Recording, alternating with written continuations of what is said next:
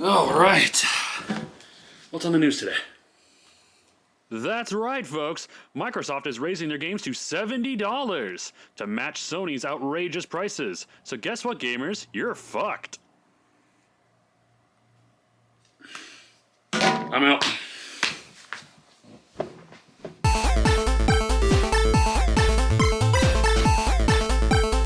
Hey guys, welcome back to the channel, and as you can tell from the title of the video and that little bit of an intro, I think I'm just done buying into brand new release games.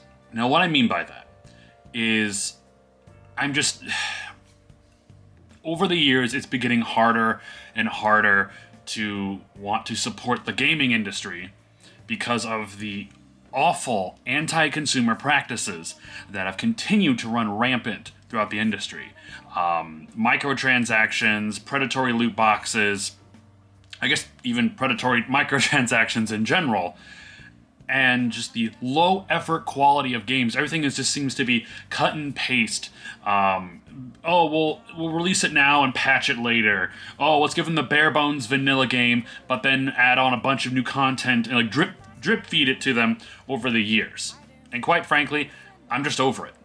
I'm sick of not being satisfied when I spend $60 on a game, if not $70, which is the big reason why I wanted to make this video, is that I'm just $70 for first-party based games, and a lot of other companies are going to that with Ubisoft, Take-Two, a lot of Activision, EA.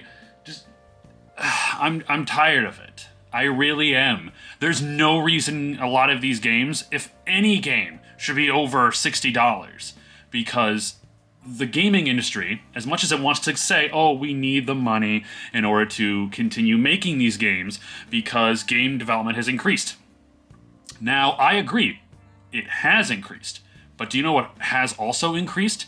The amount of predatory microtransactions in games, CEOs increasing their pay up substantial amounts, on top of $1 million bonuses.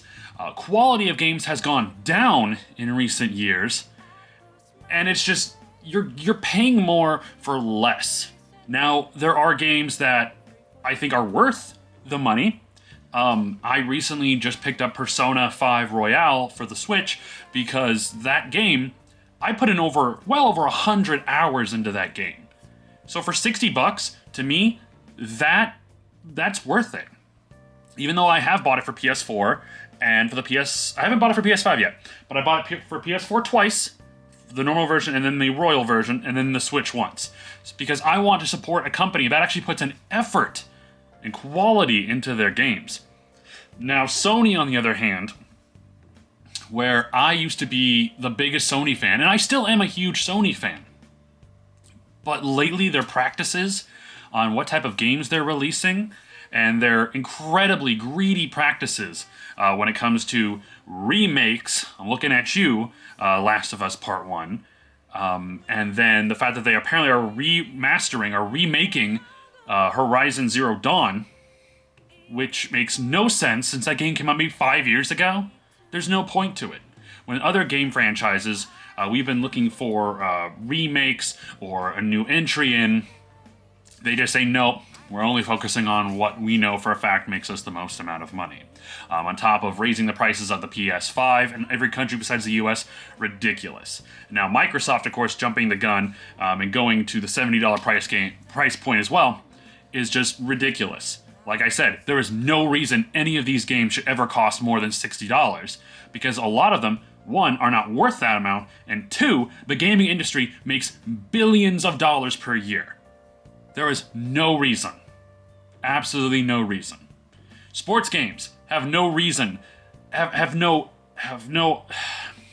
sorry, I'm going into a little bit of a rant here, but the audacity for EA and any type of sports game publisher to think that their game is worth $70 when it is just a copy and paste reskin of the previous year's game with a slightly shinier coat of paint, but with more glitches and bugs than the last one.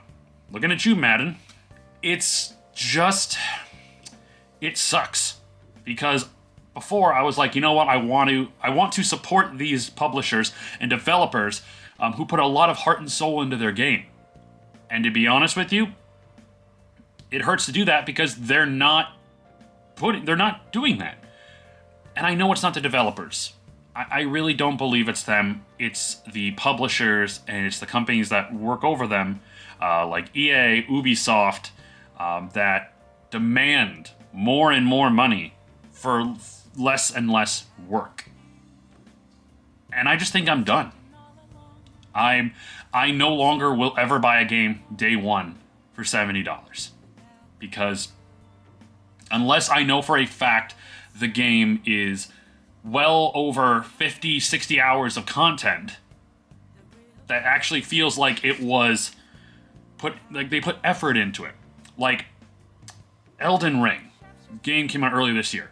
Absolutely loved it. It won Game of the Year. It absolutely deserved it because the amount of effort and detail and love that was put into the game, it shows. So I have no problem, absolutely no problem, supporting that type of game. And they just gave us free DLC with the Coliseum pack. Free DLC.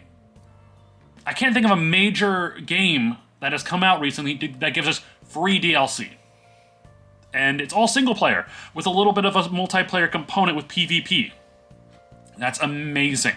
I love that. Sadly, Pokemon. I love Pokemon, and I'm gonna try to do a full video on Scarlet and Violet.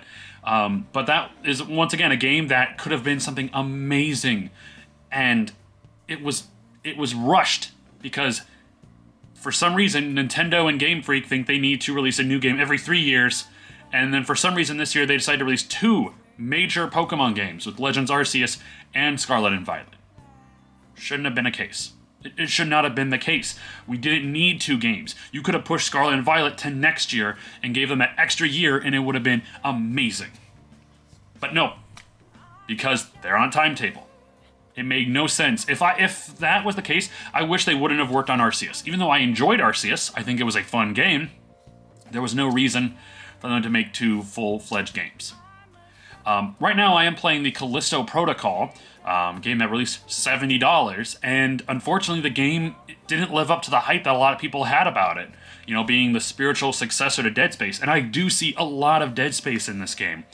But unfortunately, it failed to capture the magic that the first Dead Space, and even the second Dead Space had. Now, while I still enjoy the game, finding out you can really beat the game in about 8 to 10 hours, for $70, that is ridiculous. Absolutely not. A game like that should not have been more than $60. And $60 is pushing it. But on top of that, they have a season pass coming out that apparently is going to be adding more death animations and a bit of story content. That's great. I ended up getting the Callisto Protocol used at my local store. They were running a sale. I got it for about $45 after the sale. So I feel better about that purchase because I wasn't paying $70 for it. And I think going forward, that's what I'm going to have to do. No more $70 game right off the bat.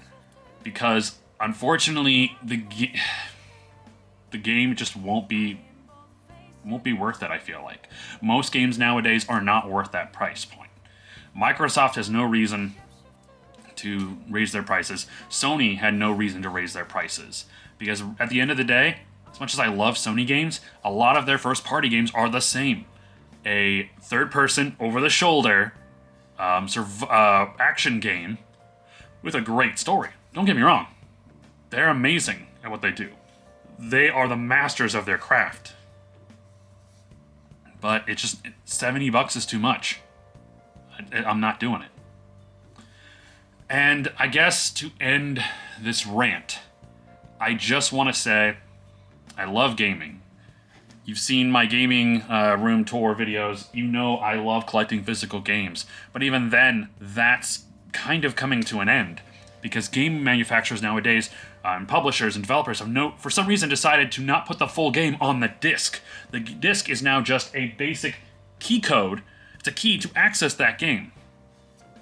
So unfortunately, there's almost no reason to buy physical games anymore.